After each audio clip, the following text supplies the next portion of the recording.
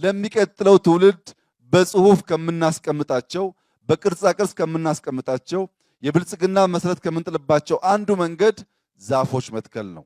የሚቀጥለው ትውልድ አባቶቻችን የተከሉልን ዛፎች ብሎ የኛን አሻራ መለስ ብሎ እንዲያወሳ ስለሚያደርግ ዛፍ መትከልን መለማመድ ያስፈልጋል። እኛም ለሚቀጥለው ትውልድ የሚተው መልካም ነገር ማኖር ካለብን አንደኛውና ቀላሉ ነገር ነገን ዛሬ መትከል ነው።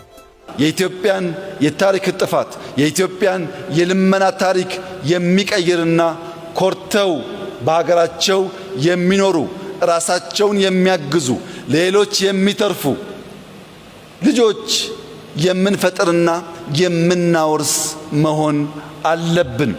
ለዚህ ታላቅ ተግባር የተመረጠ ይህ ትውልድ ኩራት ሊሰማው ይገባል።